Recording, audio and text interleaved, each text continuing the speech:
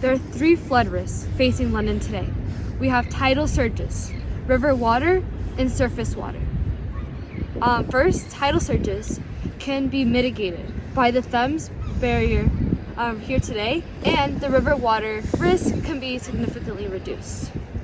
The largest possibility of flood risk combination is around rivers, mainly the Thames River we see here today. If there was to be a huge tidal surge today and into the Thames estuary, that could affect 1.25 million people, 16 hospitals, 200 billion pounds worth of property, and 500,000 homes, according to the UK Government Environmental Committee's findings. And they also displayed lots of research on what are the factors leading to these tidal surges that we are at risk of today. So in terms of tidal surges, the basics behind how this happened is really with the tide cycle, which there'll be high and low tide as we know of, and it's a combination with the weather as well. Together, both of these factors, it will lead to exceptional volume of water in the Thames estuary.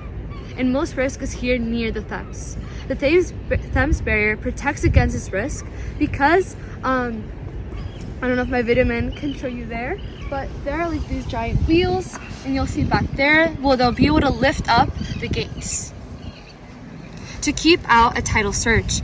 But thousands of properties can still be at risk if water goes over the barrier. So the barrier needs to cope with rising sea levels, which are caused by, first, long-term geological shifts, because there's actually a gradual lowering of the ground in southern England being that other side. Also, there is the melting glaciers and ice caps, which is a transfer of water to the sea. And there's also atmospheric temperatures rising, which means expansion of existing seawater as it warms. Pause.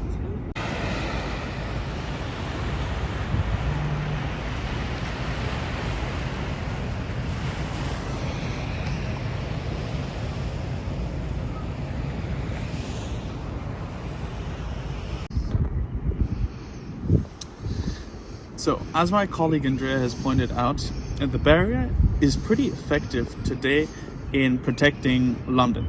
However, over the foreseeable future, the barrier needs to adapt. The estimated likely rise of sea levels is up to 90 centimeters in the remainder of the century, with a worst case scenario of 2 meters and 70 centimeters. The Thames Estuary Plan sets out how London's tidal defences would need upgrading over the remainder of the century, including ultimately the upgrading or replacement of the barrier. The anticipated date of renewing the barrier is 2070, based on the estimate of up to 90 centimeters sea level rise.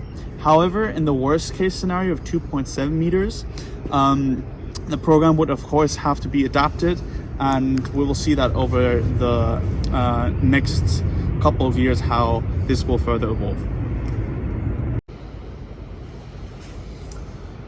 London and the Thames barrier have been an inspiration to international readers around the world who are also looking to protect their cities and their people from flood risks. In fact, New York recently outlines plans for the construction of a 4-kilometer long East Side Coastal Resiliency Project, which is basically the first element of a coastal storm and sea level rise defense system for the East Side and Lower Manhattan. So we think that London is doing a pretty good job actually at protecting the city, but of course it will have to adapt to the trends in the future and have to be resilient.